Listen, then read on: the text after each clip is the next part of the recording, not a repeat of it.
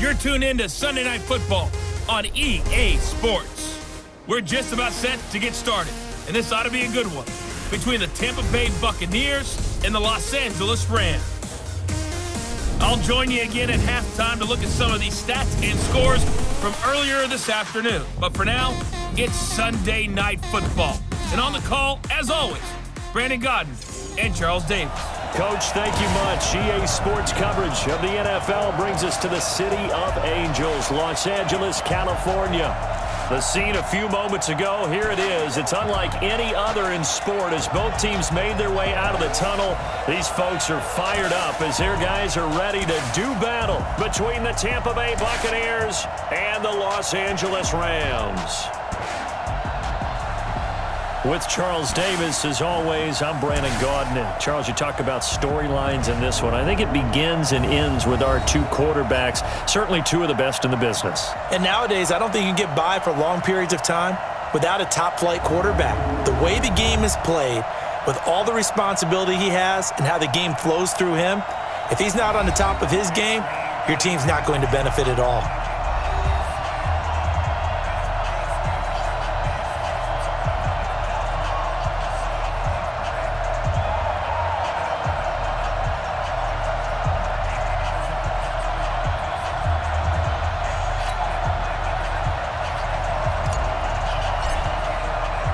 Getting toward the halfway point of the NFL season, Week 7 is underway on EA Sports.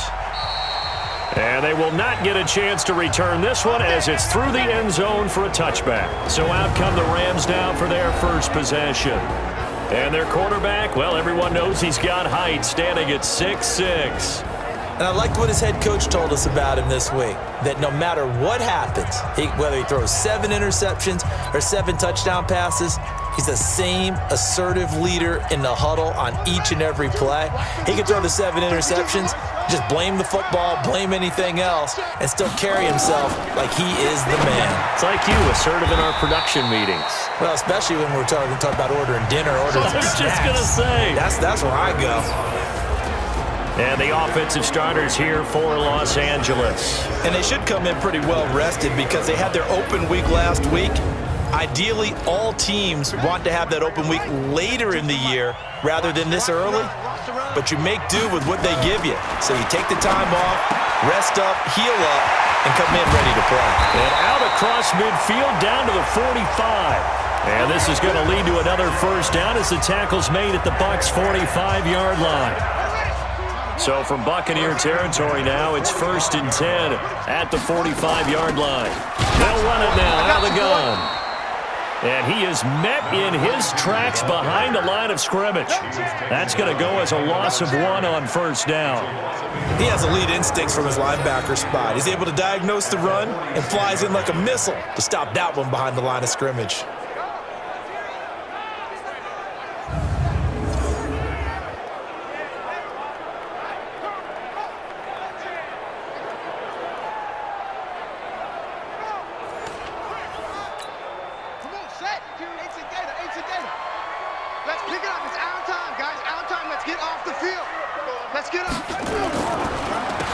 They run a draw here on 2nd down. And he gets it inside the 35 and just shy of the 30. It's a gain of 15, and the Rams have a first down. Well, one unit I know you want to watch is that offensive line. If they keep clearing holes like that, it could be a long night defensively.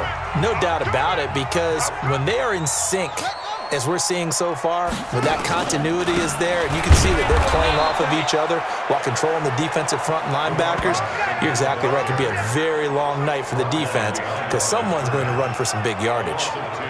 Early down stuff to put this offense in a precarious position. We know that securing the point of attack, especially against the big-bodied guys in the middle of this D, has got to be priority 1. A rare misstep on that last play because the drive has been strong, but now it's 2nd and 12. Here we go on 2nd and 12. Quick hitter here, it's complete. And he's able to get it down to the 25-yard line. 8 yards on the completion, but now they face 3rd down. They've got good playmakers on the offensive side of the ball. I don't know what happened last week to really hurt their performance and hold down their production, but I would dare say that this week in practice, there's a lot of talk about how they're going to increase their proficiency. Yeah, that was a good start getting the playmakers involved. You mentioned that to me pregame. That's what they did there. Yeah, I think a lot of people think the coaching staff really gets on them, and that's how they motivate them. Most of these guys are self-motivated. They have a lot of pride in their performance. Let's make these babies cry all the way back home. Check nickel. Now a handoff here to his running back. Trying to run inside, but nothing there. Call it no gain on the play, and it'll be second down. A look at the Buccaneers starters now on defense. They played extremely well last week in the win over Atlanta. They forced 7 turnovers. How many? 7. I mean, think about that number now. That's supposed to be a lucky number, right? Lucky for one side, unlucky for the other.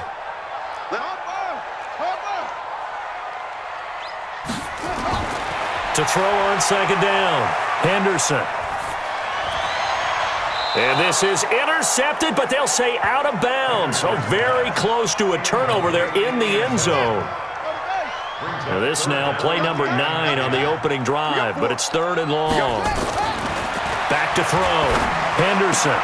And he'll get into the end zone. Touchdown Rams. A 15-yard touchdown grab. And the Rams take it right down and score on the opening drive.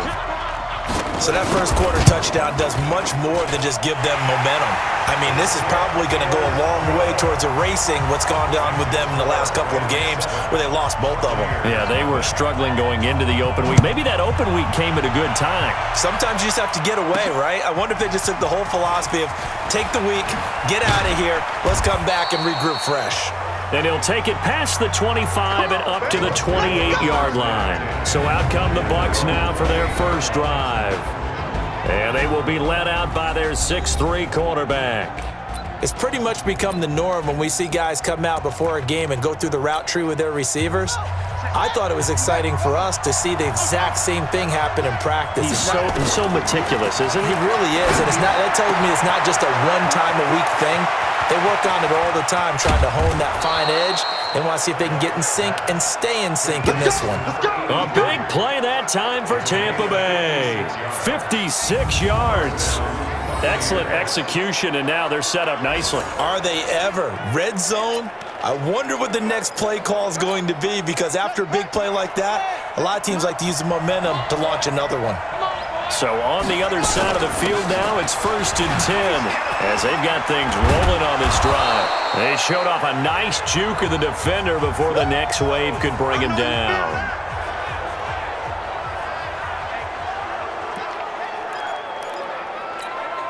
The last run got 9. That leaves him with 2nd and a yard. And he'll give it here to his running back. And he's into the end zone for a Tampa Bay touchdown. A great effort there. His 11th touchdown of the year as his guys are on the board here in this first quarter. And there you go. Nothing really too complex. Block, keep to your assignments, let them run it in. They did it. Fundamental football. Good blocking beats good tackling on that play. End result, touchdown. Extra point splits the uprights, and we are tied at 7. Each team's had it. Each team has scored. 7-7 here as the kick's away. This will be fielded on the back line of the end zone. And no run back here. This will be a touchback, and it comes out to the 25-yard line. And now out on the field, here comes Los Angeles. And that last drive, a long drive, but not just that. They had a great air attack going. Did they stick with that? I would think that they would, because if they were confident enough to do it on the last drive, starting backed up in their own territory, why would you change anything? They've got to be confident about what they're presenting and continue to do so. Yeah, because the secondary, they really look clueless. And that was amazing because that drive went and went, no adjustments, and no big plays by the defense to knock the ball away. And he'll wind up with about 6, up past the 30 to the 31. Despite the blitz, they're still able to pick up a nice, solid gain. The disadvantage of blitzing often alters the normal spacing and run fits and leaves creases like they were able to exploit right there. Here we go. 60 outlaw. 2. He don't know no better. They'll run it now out of the gun. He's not going to get there. That won't even be close. It was blown up in the backfield. A loss of a yard, and it brings up fourth. It's a tough one right there. He ran right into the teeth of the blitz as the linebacker was freed up in order to stuff that one for a loss. I think quarterbacks got to see that. Got to find a way to audible into something a little more advantageous. Here comes the Rams punter now, as he's on to punt for the first time tonight.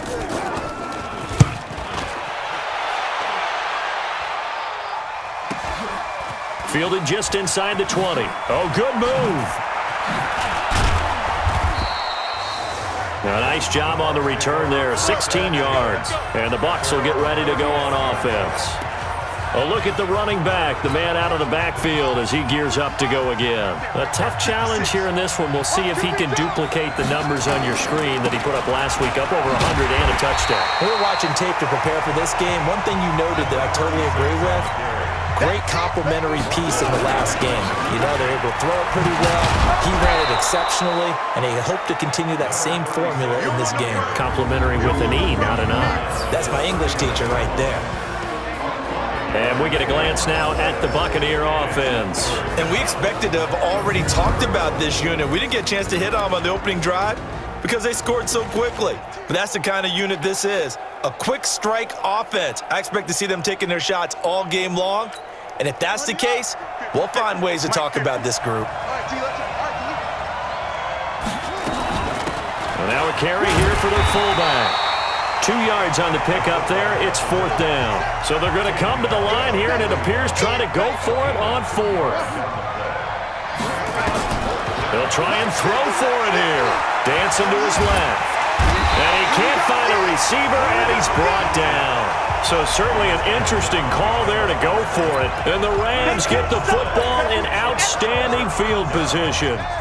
So, Charles, why in the world do you take that risk there? It doesn't make a whole lot of sense on the surface. But I've been around enough of these coaches and enough of these meetings along the way. Sometimes they're so confident in a play call that they don't care about the situation. They think that that play, at that time, they're going to run it and pick up whatever they need. So maybe that's what influenced him there. I'm guessing because I have no other explanation. Yeah, that's tough. Own side of the field, that chunk of yardage to pick up. Head scratcher. Now a throw to the end zone on first down, but it winds up incomplete. So now they'll come up on 2nd and 10, once again from the 28. They'll run it now out of the gun. And only able to muster a couple down to about the 27. One thing to keep in mind, partner, especially in the second half, when you've got a running back of this size, of these dimensions, I can just tell you, attrition does set in for a defense because you're excited about hitting him in the first half, maybe not so much in the second half, and some of these shorter gains turn into bigger runs later. They get only 4 that time as that leads us to a 4th down. Well, we hear so often how tackling has become almost a lost art in the NFL game, but it's so important to tackle well on these receivers, especially in a play like this one. 3rd down, they gave him the underneath stuff, you got to go and make the tackle right away. So a good kick there, and they put the bow tie on it with 3 points. And let's face it, everybody wants a touchdown. We know that. But in the NFL, defenses are awfully good. You're not going to score each and every time. Be able to knock the ball through the post and take the throw. By the way, I said bow tie. I meant just bow. Not the tie, but yeah. Either way. You got it. I just went right past it. And Tampa Bay trots out there now. And on that last drive, went for it on 4th, turned it over. But good job by their defense, though. They held them to 3, but this offense, they've got to be a little bit better, a little bit more careful here. And sometimes when you see these calls on 4th down, when they decide to go for it, it's not necessarily the coach saying, I believe in my offense. Sometimes the coach saying, I believe in my defense. I can afford to go for it here, because if we don't get it, I don't think we'll give up more than 3, and that's exactly what happened. You think that factored in? I do. I think that he had that in his mind going into the game, that I'm going to be aggressive on offense because I know I've got a defense that can hold up their end. 7 yards on the pickup there, and it'll leave them with a 2nd and 3. Going to give this time to the tailback. Now, you often say that sort of opens the playbook now, 2nd and short. What do you think, early shot here? I like where you're going. Obviously, we've been together for a while because you know me. I want to take that shot early and loosen things up.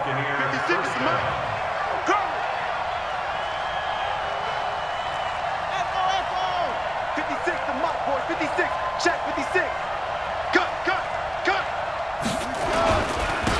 first down. Green. And past the 35, he'll be dropped a yard or two shy of the 30. 10